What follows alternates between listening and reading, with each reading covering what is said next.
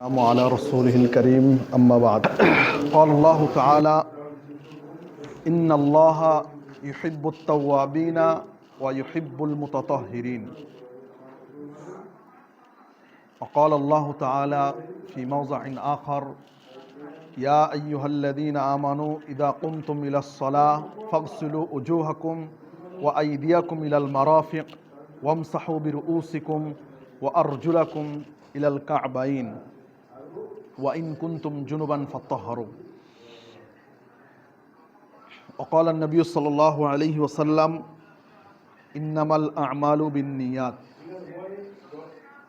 সম্মানিত উপস্থিতি, সকল প্রশংসা আল্লাহর জন্য। আমরা একবার পড়ি আলহামদুলিল্লাহ। দরুদ ও সালাম বর্ষিত হোক আমাদের প্রিয় নবীর উপর, আখিরি নবীর উপর সাল্লাল্লাহু আলাইহি ওয়াসাল্লাম। আল্লাহ রব্বুল আলামিন আমাদেরকে তার সমস্ত ইবাদতকে তার রাসূলের পদ্ধতি অনুযায়ী পড়ে আদায় করার তৌফিক দান করুক, আমিন। সর্বপ্রথম আমি আপনাদেরকে একটা প্রশ্ন করব, সেই প্রশ্নের মাধ্যম দিয়ে আজকের দার্স শুরু হবে। সেটি হচ্ছে যে নামাজের জন্য ওযু করা কি জরুরি না জরুরি না? নামাজের জন্য ওযু করা জরুরি। আচ্ছা, যদি নামাজের জন্য ওযু করা জরুরি হয়, যে নামাজ না ওযু না করলে নামাজ হবে না, তাহলে এটার প্রমাণ কি যে নামাজের জন্য ওযু জরুরি? এই কথাটার পিছনে প্রমাণ কি যে নামাজ, এই ওযু ছাড়া নামাজ হবে না? তো আমাদের প্রত্যেকটা বিষয়ের দলিলটা জানা থাকা লাগবে। আল্লাহ রব্বুল আলামিন মানুষের উপর অতটুকুই বোঝা চাপায় যতটুকু মানুষ বরদাস্ত করা হবে। আরেকটা বস্তু আমি আপনাদেরকে বলে দিই, সেটা হচ্ছে এই যে যেমনভাবে নামাজটা ফরজ, নামাজটা পড়া বাধ্যতামূলক, তেমনিভাবে নামাজ পড়ার জন্য যেই বস্তু করা লাগবো সেটা শেখাও নামাজের মতোই বাধ্যতামূলক। উদাহরণস্বরূপ, আমরা এখনই বললাম যে নামাজ, ওযু ছাড়া নামাজ হবে না, তাহলে নামাজটা যেভাবে বাধ্যতামূলক, ওযুটাও সেই রকম বাধ্যতামূলক। কি জন্যে? যেহেতু ওযু ছাড়া নামাজ হবে না। তারপরে ওযুর জন্যে পানি বাধ্যতামূলক, তেমনিভাবে পানির হুকুম আহকাম জানাটাও আমাদের জন্য বাধ্যতামূলক। তো আমি বললাম যে নামাজ, ওযু ছাড়া নামাজ হবে না, এটির প্রমাণ আল্লাহ রব্বুল আলামিন কোরআনের ভিতরে সূরা মায়েদার আয়াত নম্বর 6 নম্বর এই আয়াতের এই কথার দলিল। আল্লাহ রব্বুল আলামিন বলেছেন, ইয়া আইয়ুহাল্লাযীনা আমানু ইযা কুমতুম ইলাস সালাহ ফাগসিলু ওয়ুজুহাকুম ওয়া আইদিয়াকুম ইলাল মারাফিক ওয়ামসাহু বিরুউসিকুম ওয়া আরজুলাকুম ইলাল কাবাইন। এই কোরআনের এই আয়াতটা দলিল। আচ্ছা, এখানে আমি আরেকটা কথা বলে দেই যে শরীয়তের যে কোনো বস্তু নেওয়ার জন্য 4টা দরজা রয়েছে আমাদের জন্য। শরীয়তের যে কোনো হুকুম আহকাম আমরা যে নিব তার জন্য 4টা দরজা রয়েছে। প্রথমে কোরআন, কিতাবুল্লাহ, আল্লাহর কিতাব। যে কোনো শরীয়তের কথা যখনই আমাদের সামনে আসবে, আমরা সেই বস্তুটা প্রথমে কোরআনে তালাশ করব, আল্লাহর কিতাবে তালাশ করব। যদি আল্লাহর কিতাবে, কোরআনের ভিতরে যদি না থাকে, আল্লাহর রসুলের হাদিসে তালাশ করব।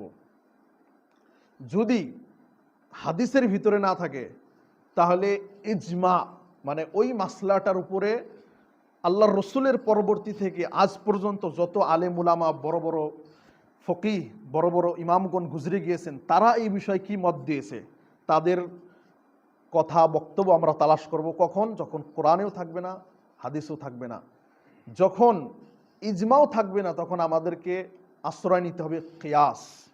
মানে মানুষ কোরআন এবং হাদিস পড়ার পরে, কোরআন এবং হাদিসের দলিলের উপর চিন্তা ভাবনা গবেষণা করার পরে মানুষ একটা মাসলা বাহির করবে। যা হোক, তো ওযু এমন একটা ইবাদত যেটা কোরআন দ্বারা প্রমাণিত, আল্লাহর রসুল দ্বারাই প্রমাণিত এবং ইজমা দ্বারা প্রমাণিত। তাহলে দলিলের যে বললাম 4টার মধ্যে 3টা মেন, তো 3টা বস্তু দ্বারাই ওযু প্রমাণিত। কোরআনের কোন জায়গায়? সূরা মায়েদা আয়াত নম্বর 6। এই আয়াতের ভিতরে স্পষ্টভাবে দলিল যে ওযু ছাড়া নামাজ হবে না। হাদিসের ভিতরেও ডাইরেক্ট স্পষ্টভাবে এসেছে, লা সলাতা লিমাল্লাম, এভাবে হাদিসের শব্দটা আমার মনে আসতেছে না, যা হোক, তো হাদিসের ভিতরে স্পষ্ট আসছে যে অজু ছাড়া নামাজ হবে না। তাহলে আমাদের সামনে আমি আশা করি বস্তুটা ক্লিয়ার হলো। তারপরে অজু করার আগে আমাদেরকে আরও কয়েকটি বস্তু মনে রাখতে হবে। আল্লাহ রাব্বুল আলামিন কোরআনের ভিতরে বলেছেন যে ইন্নাল্লাহা ইউহিব্বুত তাওয়াবিনা ওয়া ইউহিব্বুল মুতাতাহহিরিন। আমি এই আয়াতটা আপনাদেরকে লিখে বুঝাই।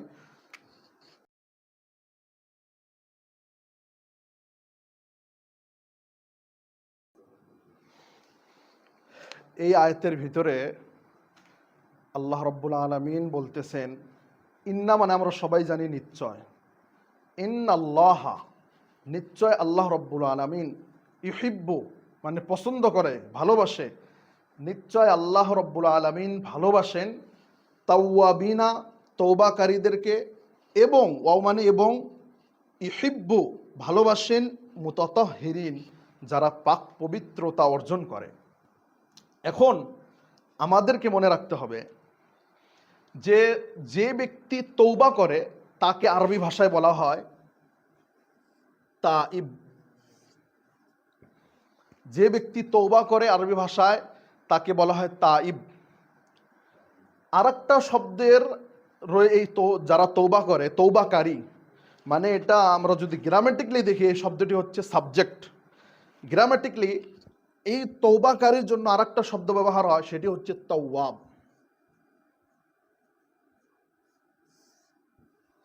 তো এখানে আমাদের সামনে দুইটা শব্দ আসলো, একটা হচ্ছে তাইব, একটা হচ্ছে তাওয়াব।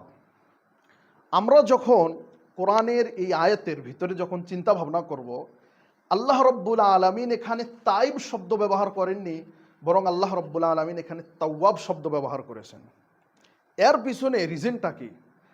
দুইটার মানাই সেম, কিন্তু গ্রামেটিকলি যখন কোরআনের বালাগা গভীরতার ভিতরে আমরা যখন যাব, তখন এই দুইটা মানার মধ্যে পার্থক্য রয়েছে। কিন্তু আসল মিনিং দুইটারই তাইব মানে তওবাকারী, কিন্তু গ্রামেটিকলি বালাগা নিয়ে যখন আমরা কোরআনের ভিতরে গভীরতায় ঢুকবো, তখন এটার মানা হবে, তাওয়াবের অর্থ হবে বেশি বেশি তওবাকারী। তাইব মানে তওবাকারী, আর তাওয়াব মানে বেশি বেশি বা বারবার তওবাকারী। আল্লাহ রাব্বুল আলামিন কেন তাওয়াব বললেন? এই জন্য বললেন যে আদম সন্তান সাধারণভাবে গুনাহ করে ফেলে। বান্দার এটাই নিয়ম যে মানুষ গুনাহ হয়ে যাওয়ার সাথে সাথে আল্লাহ রাব্বুল আলামিনের নিকটে তওবা করবে। তবে এটার অর্থ এই নয় যে যেহেতু বারে বারে তওবার সুযোগ রয়েছে আমি বারে বারে গুনাহ করব। এই আয়াত থেকে এটা মিনিং নেওয়া যাবে না। যা হোক, আল্লাহ রাব্বুল আলামিন এখানে তাওয়াবিন শব্দ ব্যবহার করেছে, এর অর্থ হচ্ছে যে যেই ব্যক্তি বারবার তওবা করে তাকে আল্লাহ রাব্বুল আলামিন ভালোবাসে। ওয়া ইউহিব্বুল মুতাতাহহিরিন, এবং যারা পাক পবিত্রতা অর্জন করে, পাক পবিত্রতা অর্জন মানে যাদের কাপড় পাক, জামা পাক থাকে, যাদের যেই জায়গায় নামাজ পড়ে সেই জায়গা পাক থাকে, তো তাদেরকে যারা সমস্ত ক্ষেত্রে পাক পবিত্রতা অবলম্বন করে তাদেরকে আল্লাহ রাব্বুল আলামিন ভালোবাসে। এখন কথা হচ্ছে এই যে আল্লাহ রাব্বুল আলামিন কেন তওবাকারীদেরকে আয়াতের প্রথমভাবে জিকির করলেন এবং যারা জাহিরিভাবে পাক পবিত্রতা অর্জন করে তাদের কথা শেষ ভাগে জিকির করলেন, সেটি আমাদেরকে বুঝতে হবে। এই কারণে যে মানুষের ভিতরে দুই ধরনের গান্দেগি, দুই ধরনের নাজাসাত বা দুই ধরনের অপবিত্রতা বা দুই ধরনের আবর্জনা মানুষের ভিতরে লেগে থাকে। দুই ধরনের, একটা হচ্ছে আউটার, একটা হচ্ছে ইনার। একটা বাহ্যিক মানে জাহিরি, আর একটা বাতিনি মানে আন্তরিকভাবে। তো একটা মানুষের জন্য তার জাহিরি শরীর, জামা, ড্রেস, জায়নামাজ, মসজিদ, পানি যতটুকু পাক পবিত্র করা দরকার, তার থেকে অনেক বেশি দরকার মানুষের অন্তর পবিত্র করা। এই জন্য আল্লাহ রাব্বুল আলামিন এখানে তাওয়াবিন শব্দটা প্রথমে নিয়ে এসেছে। তারপরে এর এই আয়াত রিলেটেড আমরা আরও কোরআনে যেমন হাদিসে যখন গভীরভাবে পড়ব আমরা দেখতে পাবো আল্লাহ রাব্বুল আলামিন বলেছেন মানুষ সম্পর্কে যে ইন্নাল্লাহা লা ইয়ানজুরু ইলা আসওয়াবিকুম ওয়ালাকিন ইয়ানজুরু ইলা কুলুবিকুম, যে আল্লাহ রাব্বুল আলামিন তোমাদের ড্রেস দেখেন না, বরং আল্লাহ রাব্বুল আলামিন তোমাদের অন্তর দেখে। তাহলে আমরা বুঝতে পারলাম যে আল্লাহ রাব্বুল আলামিন আমাদেরকে জাহিরিভাবেও পাক করতে চায় এবং বাতিনিভাবেও পাক করতে চায়, এবং দুই ধরনের পাক পবিত্রতা অর্জন করার পরেই বান্দা আল্লাহর সামনে হাজির হয়ে নামাজ আদায় করবে। তাহলে নামাজটা যখন আমরা ডিটেলসভাবে বোঝার চেষ্টা করব, তখন মানুষের মাথায় এটা প্রশ্নই আসতে পারে না যে নামাজের পরে আমরা আর একটু দোয়া করি সবাই মিলে। কারণ নামাজটা আদায় করার আগেই আল্লাহ রাব্বুল আলামিন এত প্রিপারেশনের ব্যবস্থা করেছে যে কোরআনের আয়াতগুলো তো আমরা শুধু পড়েই যাই, কিন্তু কোরআনের আয়াত, এই জন্য ইমাম ইবনে তাইমিয়া বলেছেন যে কোরআনের প্রত্যেকটা আয়াত পড়ার পরে যদি তোমার অন্তরের ভিতরে তোমার অন্তর না কাঁপে, তোমার তাকওয়ার লেভেল যদি না বাড়ে, তাহলে ভাবো যে তুমি শুধু খালি ফর্মালিটি কোরআন তেলাওয়াত করতেছো, ওই তেলাওয়াত তোমার জন্য কোনো ফায়দা, কোনো লাভ আনতেছে না। তারপরে আল্লাহ রাব্বুল আলামিন এই আয়াতের ভিতরে, তাহলে আমরা এই আয়াত থেকে স্পষ্টভাবে বুঝতে পারলাম যে এই আয়াতে আল্লাহ রাব্বুল আলামিন আমাদেরকে দুই ধরনের পাক পবিত্রতা দিকে ইঙ্গিত করে আল্লাহ রাব্বুল আলামিন, যে একটা হচ্ছে অন্তরের পবিত্রতা, একটা হচ্ছে বাইরের পবিত্রতা। দুই ধরনের পাক পবিত্রতা অর্জন করার পরেই একজন বান্দা আল্লাহ রাব্বুল আলামিনের নিকটে নামাজের জন্য দাঁড়াবে। তারপরে এখানে আমাদেরকে আরো একটি কথা তওবা সম্পর্কে মনে রাখতে হবে।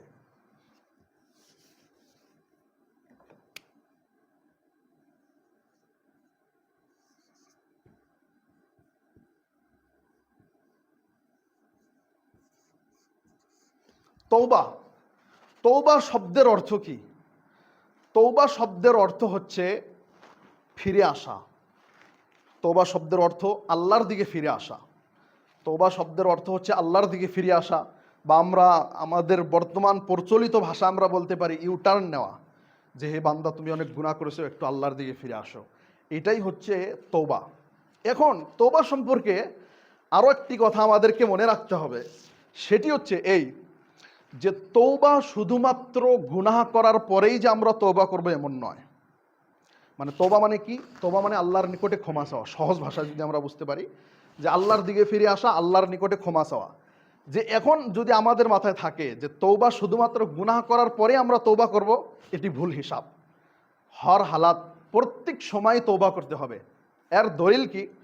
এর দলিল হচ্ছে যে ইব্রাহিম আলাইহিস সালাম তিনি আল্লাহ রাব্বুল আলামিনের নিকটে দোয়া করেছে। কি দোয়া করেছে? রব্বানা তাকাব্বাল মিন্না ইন্নাকা আনতাস সামিউল আলিম ওয়া তুব আলাইনা। এই দেখেন, এই শব্দটা ব্যবহার হয়েছে কোরআনের ভিতরে। ওয়া তুব আলাইনা মানে হে আল্লাহ তুমি আমাদেরকে ক্ষমা করো। তাহলে ইব্রাহিম আলাইহিস সালাম যে এই দোয়াটা করতেছে, এই দোয়াটা কি গুনাহ করার পরে করতেছে? না। জেনারেলি ইব্রাহিম আলাইহিস সালাম আল্লাহ রাব্বুল আলামিনের নিকটে দোয়া করতেছে। তাহলে এই কোরআনের এই আয়াত বা ইব্রাহিম আলাইহিস সালামের এই দোয়া থেকে আমরা প্রমাণ পাই যে তওবা করার জন্য যে আমরা আগে গুনাহ করব এটা শর্ত নয়, যে গুনাহ করলাম এখন তওবা করবো এমন নয়, বরং হর হালাত আমাদেরকে তওবা করতে হবে। এর দ্বিতীয় দলিল হচ্ছে যে আমরা প্রত্যেক নামাজের পরে, প্রত্যেক সলাতের পরে আমরা পড়ি, প্রথমে একবার আল্লাহু আকবার পড়ি, তারপর আমরা বলি আস্তাগফিরুল্লাহ আস্তাগফিরুল্লাহ, মানে আমি আল্লাহ তোমার নিকটে ক্ষমা চাই। এখন প্রশ্ন আসে যে আমরা তো ভালো কাজ করলাম, ভালো কাজ করার পরে আবার আস্তাগফিরুল্লাহ আস্তাগফিরুল্লাহ কি? এই জন্য যে এখন এখানে দেখেন যে আমরা যে আস্তাগফিরুল্লাহ আস্তাগফিরুল্লাহ পড়লাম, এটাকে আমরা গুনাহ করার পরে তওবা চাইলাম? না, গুনাহ করার পরে তো না। আমরা এই জন্য আল্লাহ রাব্বুল আলামিনের নিকটে তখন ক্ষমা চাইলাম যে হে আল্লাহ তুমি যেইভাবে আমাদের ইবাদত চাও আমরা কোশ্চিন কালেও সেইভাবে তোমার ইবাদত ফুলফিল করতে পারবো না। মানে তোমার জান্নাতের যেই দাম, সেই জান্নাতের দাম আমরা আমাদের সামান্য ইবাদত দিয়ে আমরা কোনোদিন সেই জান্নাত কিনতে পারবো না। এই জন্য আমরা ইবাদত করলাম, জানি না এই ইবাদতের ভিতরে আমাদের কি ভুল ত্রুটি হয়েছে, এই জন্য তুমি আমাদেরকে ক্ষমা করো। আর তৃতীয় দলিল হচ্ছে আল্লাহর রসুল সাল্লাল্লাহু আলাইহি সাল্লাম যখন বাইতুল খালা টয়লেট থেকে যখন বের হতেন কি দোয়া পড়তেন? গুফরানাকা। এই দোয়া আল্লাহর রসুল পড়তেন। গুফরানাকা মানে কি? হে আল্লাহ তুমি ক্ষমাকারী, বা তুমি আমাকে ক্ষমা করো, একই মিনিং। তো আল্লাহর রসুল সাল্লাল্লাহু আলাইহি সাল্লাম এইটা কেন পড়তেন, এই বিষয়ে মুহাদ্দিসিনে কেরামগণ কিছু পয়েন্ট জিকির করেছেন। সেটি হচ্ছে এই যে আল্লাহর রসুল সাল্লাল্লাহু আলাইহি সাল্লাম যেহেতু, প্রথম পয়েন্ট হচ্ছে এই যে একজন মানুষ যখন কজায়ে হাজাত করে, পায়খানা করে, আল্লাহ রব্বুল আলামিন যদি একজন মানুষের সাময়িক সময়ের জন্য তার সেই আবর্জনাটা তার জন্য বন্ধ করে দেয়, তাহলে সেই মানুষটা পৃথিবীর ভিতরে বেঁচে থাকা কঠিন হয়ে যাবে। কিন্তু আল্লাহ রব্বুল আলমিন এমন একটা সিস্টেম বানিয়ে দিয়েছে যে সহজভাবেই আল্লাহ রব্বুল আলমিন আমাদের ভিতরকে ফ্রেশ করে দেয়। এইটা আল্লাহ রব্বুল আলমিনের শুকরিয়া আদায়ের ক্ষেত্রে আমরা আল্লাহ রব্বুল আলমিনের নিকটে ক্ষমা চাই, বা আল্লাহ রসুল সাল্লাহ সাল্লাম এভাবে ক্ষমা চেয়েছে। একটি দ্বিতীয় পয়েন্ট এই বিষয়ে ওলামায়ে কেরামগণ জিকির করেছেন, সেটি হচ্ছে এই যে যেহেতু আল্লাহ রসুল সাল্লাল্লাহু আলাইহি ওয়াসাল্লাম হর হামেশা সবসময় আল্লাহ রব্বুল আলমিনের কথা স্মরণ করতেন, আল্লাহ রব্বুল আলমিনের জিকির করতেন, তাহলে এখন যে একজন আল্লাহ রসুল সাল্লাল্লাহু আলাইহি সাল্লাম বাইতুল খালার ভিতরে গেলেন, এই সময় তো আর জিকির করতে পারলো না। এখন এই সময় যে জিকির করতে পারলো না, অল্প যে জিকিরের মধ্যে লস এসে গেল, এই লসটা ফুলফিল করার জন্য আল্লাহ রব্বুল আলমিনের নিকটে বলেছেন গুফরানাকা। তাহলে আমরা থুলমূলভাবে তওবা সম্পর্কে এক দুইটি আইডিয়া পেলাম যে তওবাটা কি বস্তু। তারপরে আমাদেরকে মনে রাখতে হবে যে দুই ধরনের গান্দেগি আমি শুরুতে বলেছি, একটা হচ্ছে জাহিরি, একটা হচ্ছে বাতিনি।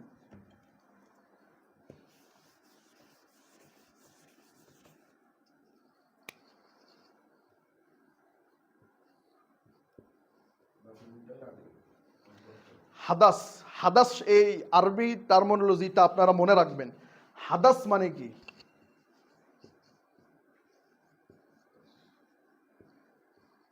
হাদাস, হাদাস ওই অবস্থাকে বলা হয় যেই অবস্থায় মানুষ নামাজ পড়তে পারবে না। এখন এই হাদাস দুই প্রকারের।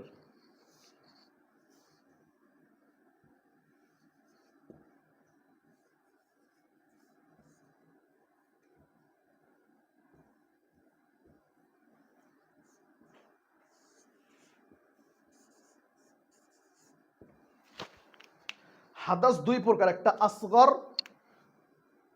একটা হচ্ছে আকবার।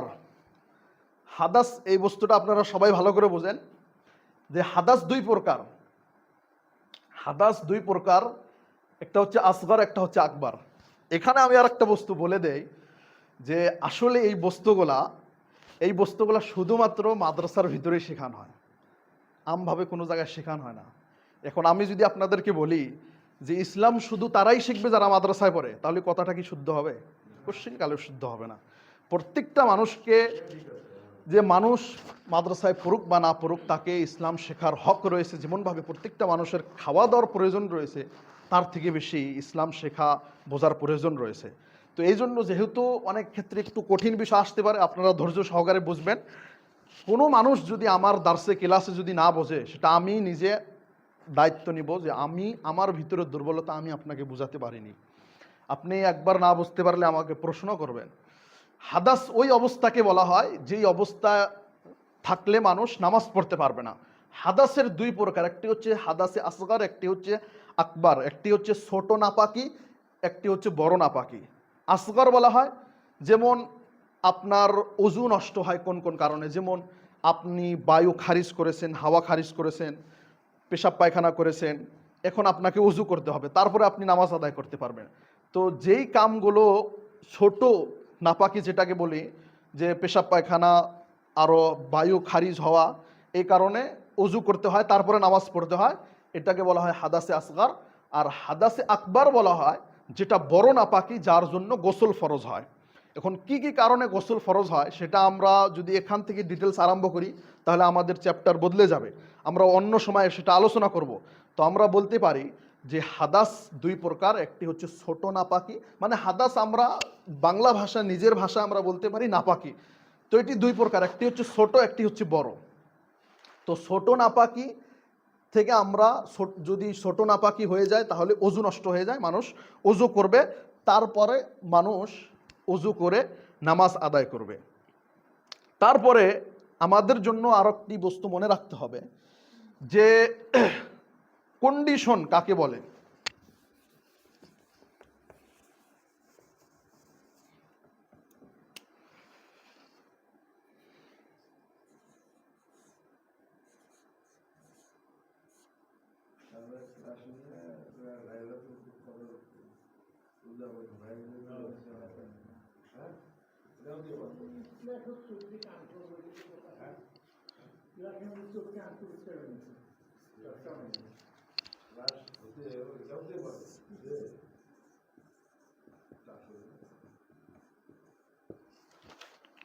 অজু নামাজের জন্য শর্ত, এই শব্দটা আমরা সবাই জানি।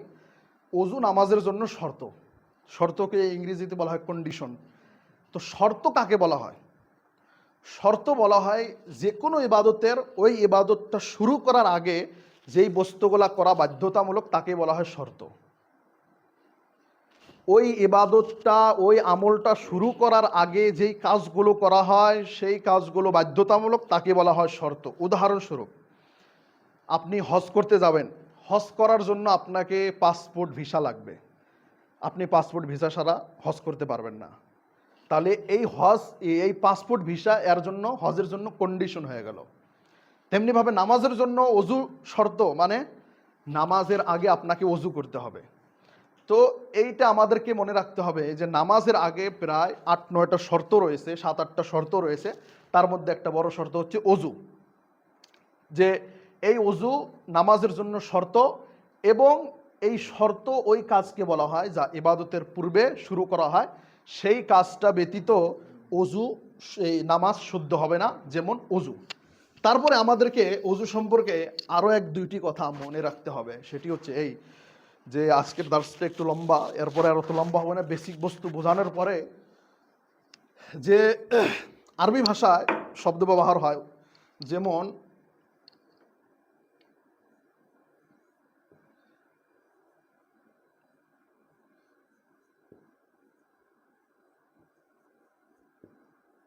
দেখেন, এখন একজন আম মানুষ যে আরবি ভাষা সম্পর্কে নলেজ রাখে না, সে বলবে যে 3টার পিকচার তো একই দেখা যায়, তাহলে 3টার মিনিংই তো এক।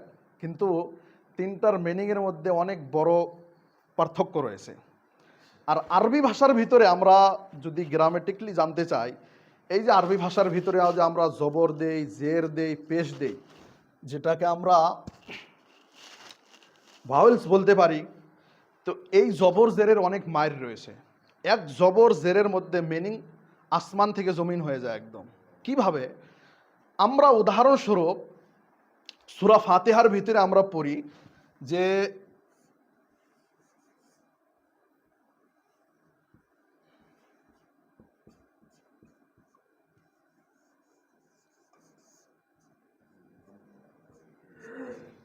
আনআমতা আলাইহিম, এটার অর্থ কি? আনআমতা আলাইহিম, আমরা সূরা ফাতিহার ভিতরে পড়ি যে হে আল্লাহ, সিরাতাল্লাযীনা আনআমতা আলাইহিম, যে তুমি আমাদেরকে তাদের রাস্তা দেখাও যাদের উপর তুমি মেহেরবানি করেছো, ইনাম ও ইকরাম করেছো, তাদের রাস্তা দেখাও। এই যে তা, এই তা দিয়ে আমরা ডাইরেক্ট আল্লাহ রাব্বুল আলামিনকে উদ্দেশ্য করতেছি যে আনআমতা, হে আল্লাহ তুমি আমাদেরকে তাদের রাস্তা দেখাও যাদের রাস্তায় তুমি ইনাম ও ইকরাম করেছো। আনআমতা মানে তুমি ইনাম ও ইকরাম করেছো, তুমি নিয়ামত দান করেছো। এই আনআমতার জায়গায় যদি জবরের জায়গায় যদি পেশ দিয়ে দেই, তাহলে এর অর্থ হয়ে যাবে যে আমি যার উপর ইনাম ইকরাম করেছি। তাহলে এক জবর এবং পেশের কারণে আল্লাহর অর্থগুলা বান্দার ভিতরে শিরক, ডাইরেক্ট শিরক হয়ে যাব। তাহলে আমি আগেই বলেছি যে এই জবর জেরের অনেক পাওয়ার রয়েছে, ওটা বোঝানোর জন্য এই আয়াত দিয়ে উদাহরণ দিলাম। এখন অজু, আমরা যে অজু করি এটাকে আসলে আরবি ভাষায় কি বলা হয়?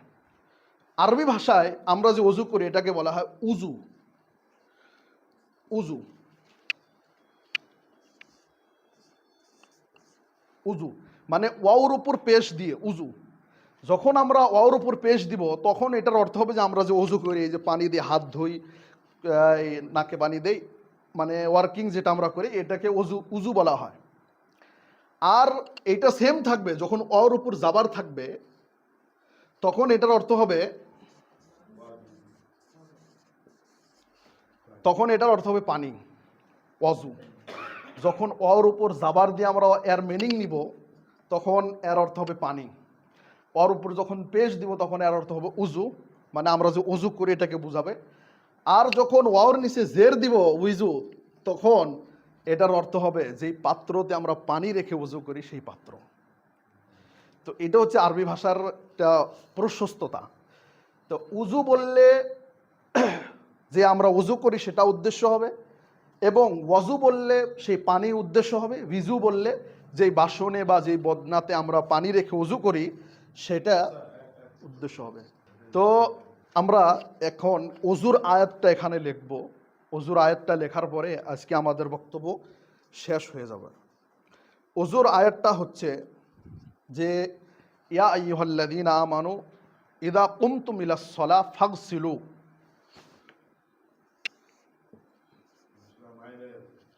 সূরা মায়েদা আয়াত নম্বর 6।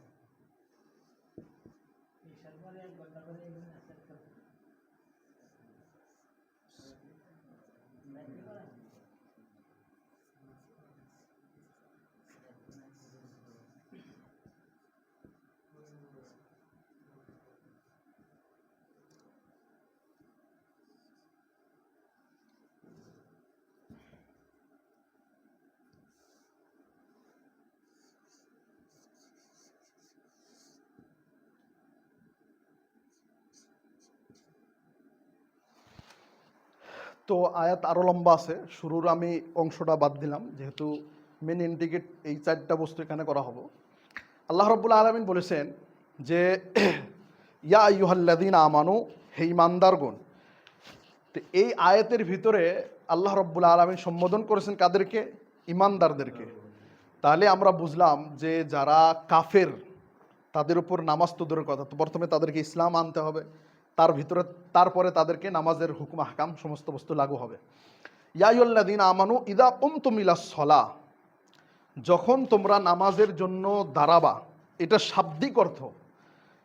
কামা ইয়াকুমু মানে দাঁড়ানো, ইদা কুমতুম যখন তোমরা দাঁড়াবে নামাজের জন্য। কিন্তু এখানে শাব্দিক অর্থ উদ্দেশ্য নেওয়া হয় না এই আয়াতের ভিতরে। ইদা কুমতুম ইলাস সালাহ আই ইদা আরাদতুমুস সালাহ, মানে যখন তোমরা নামাজের উদ্দেশ্য করবে, তোমরা নামাজের নিয়ত করবে, সলাতের নিয়ত করবে। ফাগসিলু উজুহাকুম, তোমরা তোমাদের মুখমণ্ডলীকে ধৌত করবে। ওয়া আইদিয়াকুম, তোমাদের হাত ধৌত করবে। ইলাল মারাফিক, কোনই সহ। ওয়ামসাহু বিরুউসিকুম, এবং তোমাদের মাথাকে মাসাহ করবে। ওয়া আরজুলাকুম ইলাল কাবাইন। আপনারা ভাবলেন যে আমি এই 4টে জায়গায় দাগ গোল রাউন্ড কি জন্য দিলাম? এই জন্য দিলাম, দেখেন এই বস্তুটা গ্রামার না জানলে তো বোঝা সম্ভব নয়। তবে আমি থুলমূলভাবে আপনাদেরকে এই বস্তুটা আপনাদের ভাষায় বোঝানোর চেষ্টা করি যে দেখেন এই আয়াত থেকে আল্লাহ রাব্বুল আলামিন আমাদেরকে কি কি মেসেজ দিতে চান। ফাগসিলু উজুহাকুম, তোমরা তোমাদের চেহারাগুলোকে ধৌত করো। তো এখানে উজু হার উপর জবর এসেছে। ও আই দিয়া, এখানেও জবর এসেছে। ওয়ামসাহু বিরুউসিকুম, সি এখানে জের এসেছে। ওয়া আরজুলাকুম, জুলা এখানে জাবার এসেছে।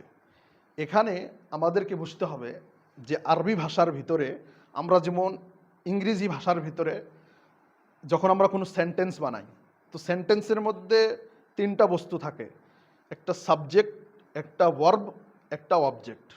আচ্ছা, অবজেক্ট কাকে বলা হয়? অবজেক্ট বলা হয় যে বস্তুটার উপর যে কামটা সমাপ্ত হয়। যেমন উদাহরণস্বরূপ, আই ইট এ ম্যাঙ্গো, আমি একটা আম খাই।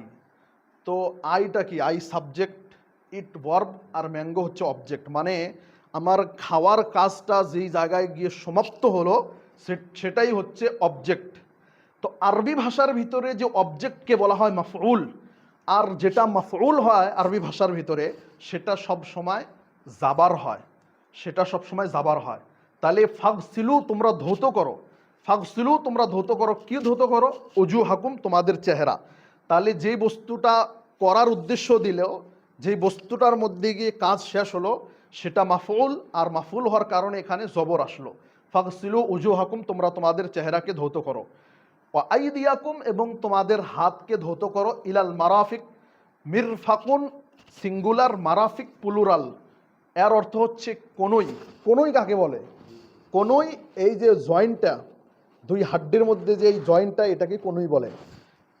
ইলাল মারাফিক মানে তোমরা কোনই সহ তোমাদের হাতগুলোকে ধৌত করো।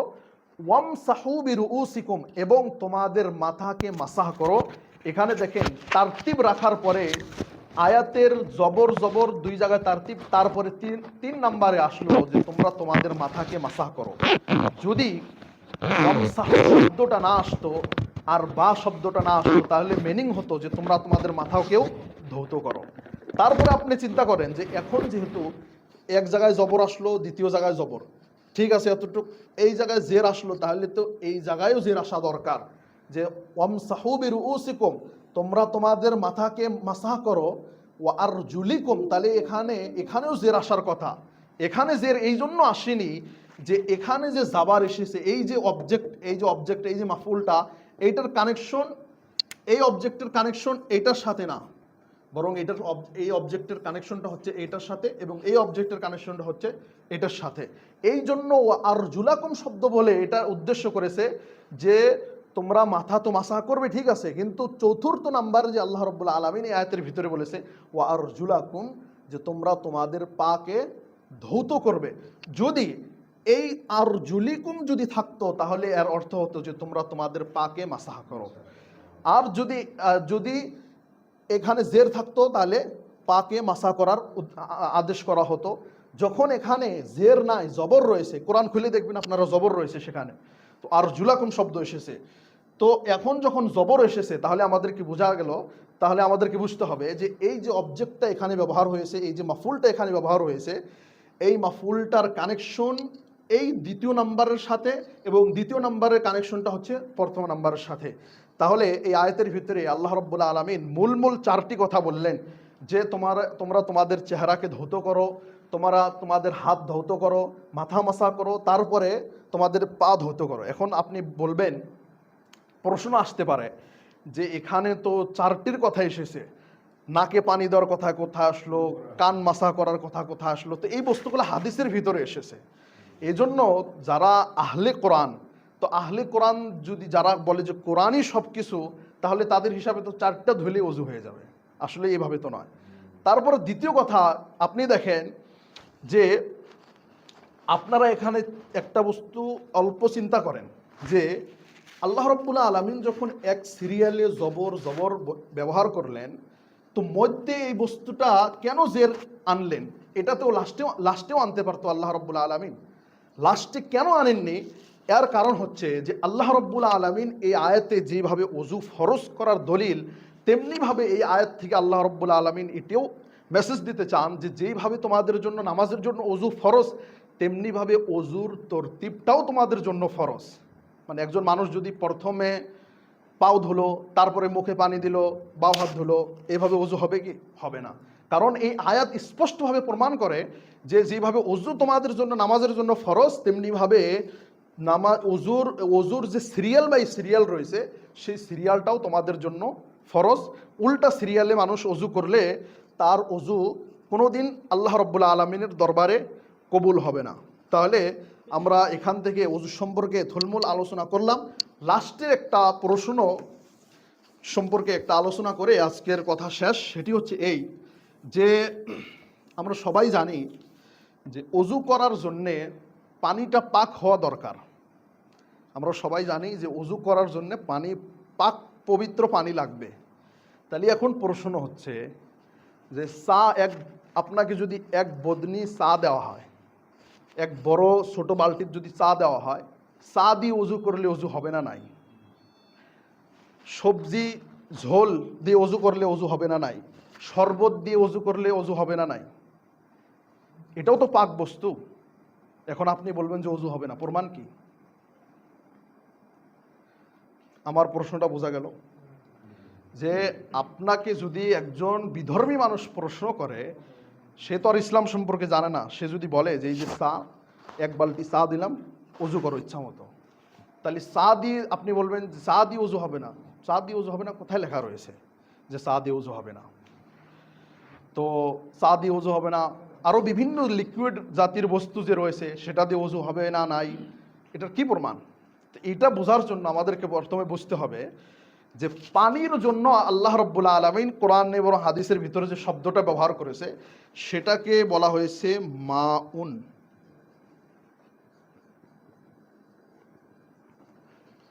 পানির জন্য যে শব্দটা ব্যবহার করা হয়েছে সেটা হচ্ছে মা, পানি। আমাদেরকে মনে রাখতে হবে, এখন যদি আপনাকে কেউ বলে যে চা তো পাক পবিত্র বস্তু, সবজির ঝোল বা লেবুর রস তো পাক পবিত্র বস্তু, সেটা দিয়ে ওযু হবে না কেন? এই জন্য হবে না, আচ্ছা এই জন্য হবে না তা বলার আগে আমাদেরকে বুঝতে হবে যে পানি আল্লাহ রাব্বুল আলামিন যে জমিনের ভিতরে পানির সোর্সগুলো আল্লাহ রাব্বুল আলামিন যে বর্ণনা করেছেন, যেমন একটা পানি আসমান থেকে নেমে আসে বৃষ্টির পানি, একটা পানি সাগরের মধ্যে পাওয়া যায়, একটা কুয়ার পানি, একটা নদীর পানি, একটা বিলের পানি, আরও বিভিন্ন সময় ঝর্ণার পানি, বিভিন্ন সময় মাটি থেকে পানি উঠে যায়। এই জন্য পানি তো আমরা পানি অন্য ভাষার ভিতরে কিন্তু, যেমন উদাহরণস্বরূপ ইংলিশে ওয়াটার বলা হয়, কোনো জায়গায় আপনি দেখবেন না যে ওয়াটার্স, কারণ এটা এমন বস্তু যে যার প্লুরাল আসবে না। কিন্তু আপনি যখন বুখারী মুসলিম এবং যত সুনানের কিতাবগুলো রয়েছে তখন সেই জায়গায় যে অধ্যায়গুলো কায়েম করা হয়েছে সেই অধ্যায়গুলোর ভিতরে কিন্তু বাবুন মানে হচ্ছে অধ্যায় মানে চ্যাপ্টার, তো বাবুল মা বলা হয়নি, বরং বাবুল মিয়াহ বলা হয়েছে। মিয়া হচ্ছে পানির, মাউনের বহুবচন, প্লুরাল। তো কেন এখানে বহুবচন ব্যবহার করা হয়েছে, মিয়া শব্দ ব্যবহার করা হয়েছে? এই জন্য যে যদিও পানি এক, কিন্তু পানির যে সোর্সগুলো রয়েছে পানির সোর্সগুলোর হিসাবে পানির রং, চেহারা, টেস্ট বদলে যায়। আমরা সবাই জানি যে সাগরের পানি মিঠা না লবণীয়? লবণীয় আমরা জানি। তারপরে ঝর্ণার পানির এক স্বাদ, টিউবওয়েলের পানির এক স্বাদ, পানি তো একই পানি, নদীর পানির এক স্বাদ। তো এই জন্য মিয়া শব্দ ব্যবহার করা হয়েছে। এখন আমাদেরকে মনে রাখতে হবে যে ওযুর জন্য পানি ব্যবহার করতে হবে, ফ্রেশ পানি। আমাদেরকে আরও মনে রাখতে হবে, পানি সম্পর্কে আরও ডিটেলস রয়েছে, তবে এই কথাটা বলে আমি শেষ করি পানি সম্পর্কে। যে একজন যদি বলে যে পানি চা দিয়ে কেন ওযু করা যাবে না, বা আরও বিভিন্ন ধরনের লিকুইড রয়েছে এই লিকুইড দিয়ে ওযু করা যাবে না নাই, বা এই যে বোতলে পানি এসেছে এই বোতলের পানি দিয়ে ওযু করা যাবে না নাই, এই বিভিন্ন ধরনের প্রশ্ন আমরা যখন মেন রুলগুলো মনে রাখবো তখন আমরা নিজেরাই বস্তুগুলো ব্রেন খাটিয়ে বাহির করতে পারবো। এই জন্য যে চাটা কি দিয়ে বানানো হয়েছে? চাটা পানি দিয়ে বানানো হয়েছে। চার ভিতরে আমরা কি ঢেলে দিয়েছি? চিনি বা যেটাই ঢেলে দিই। চাটা হওয়ার পরে সেই চাটাকে আমরা পানি বলবো না চা বলবো? চা বলবো। যখনই একটা লিকুইডের তার নাম পানি থেকে পরিবর্তন হয়ে অন্য নাম হয়ে যাবে সেটা দিয়ে আর উযু হবে না। কথাটা বুঝতে পারলাম? যখনই পানিটা অন্য বস্তুর নামে রূপান্তরিত হয়ে যাবে তখন সেটা দিয়ে আর উযু হবে না। উদাহরণস্বরূপ লেবুর শরবত। এখন লেবুর শরবত আর মিনারেল ওয়াটারের মধ্যে দেখতে তো আর বেশি পার্থক্য না। 2-4টা লেবু দেওয়ার পরে অল্প চিনি দেওয়ার পরে রংটা তো সেম থাকে, কিন্তু তারপরেও সেটা দিয়ে উযু হবে না। কেন হবে না? এই জন্য যে সেটার নাম এখন পানি নাই, বরং শরবত হয়ে গিয়েছে। সবজির ঝোল সেটার নাম পানি নাই, এখন শরবত হয়ে গিয়েছে। তারপরে এখন কথা হচ্ছে যে এই যে বোতলে যে পানি আসে এই বোতলে পানি দিয়ে উযু হবে না, না একটা প্রশ্ন আসতে পারে, বিভিন্ন মানুষ করতে পারে। তো প্রথম কথা আমাদেরকে মনে রাখতে হবে যে এটার নাম যখন পানি দেওয়া হয়েছে যখন এটার নাম পানি দেওয়া হয়েছে তখন এটা দিয়ে উযু করার জন্য জায়েজ। এই রুলটা আমরা যতক্ষণ প্রথমে মনে রাখলাম। দ্বিতীয় কথা হচ্ছে এই যে এখন আমাদের মাথায় সন্দেহ আসতে পারে যে আচ্ছা এই পানিগুলো কোন জায়গায় থেকে সাপ্লাই হয়, সেখানে পাক পবিত্রতার ব্যবস্থা করা হয় না, এই বিভিন্ন ধরনের প্রশ্ন আমাদের মাথায় আসতে পারে। তো তাহলে আমাদেরকে এখানে একটা মূলনীতি মনে রাখতে হবে, আল আসলু ফিল আশিয়া আল ইবাহা। যখন আমাদের সামনে প্যাকিং ওয়াটার বা যে কোনো ধরনের পানি চলে আসলো তখন আমরা যদি স্পষ্টভাবে জানি যে এই পানিটা যেই জায়গায় থেকে আসছে সেই জায়গায় পাক নাপাকির কোনো ব্যবস্থা করা হয় না, নাপাক হিসাবে আসে, তাহলে তো আমরা সেটা দিয়ে উযু করবো না যখন আমরা স্পষ্টভাবে জানলাম। আর যতক্ষণ পর্যন্ত আমরা সেই বিষয়ে জানবো না সেই বিষয়ে আমাদের ব্রেন লাগানোরও প্রয়োজন নাই। পানি এসেছে, আপনার সন্দেহ করারও প্রয়োজন নাই যে এখানে এটা পাক না নাপাক, কারণ আসল হচ্ছে, প্রত্যেকটা বস্তুর আসল হচ্ছে পাক। যে আল্লাহ রব্বুল আলামিন ফিতরতগতভাবে প্রত্যেকটা বস্তু পাক করে সৃষ্টি করেছেন, পরে দুনিয়ার কোনো বস্তু লেগে নাপাক হয়ে যেতে পারে সেটি ভিন্ন কথা। তাহলে আমাদের সামনে স্পষ্ট হয়ে গেল যে এখন বোতলে পানি এসেছে, প্যাকিং ওয়াটার এসেছে, আমরা বিনা দ্বিধায় বিনা প্রশ্নে আমরা সেই পানি দিয়ে উজু করব, এবং আমরা ব্রেনে এটাও আনবো না যে এই পানি পাক না নাপাক, এটা আমরা প্রশ্ন করব না। কি কারণে? যে আল্লাহ রব্বুল আলামিন আসলে প্রত্যেকটা বস্তুকে পাক করে সৃষ্টি করেছেন। তাহলে আমরা এখানে, আমি জানি না বস্তুগুলো আমি কতটুকু বোঝাতে পারলাম। আল্লাহ রব্বুল আলামিন আমাদেরকে বস্তুগুলো বোঝার তৌফিক দান করুক, আমিন। এবং যেভাবে ইবাদত করার দরকার সেইভাবে আমাদেরকে ইবাদত করার তৌফিক দান করুক, আমিন। ওয়া আখিরু দাওয়ানা আলহামদুলিল্লাহি রাব্বিল আলামিন।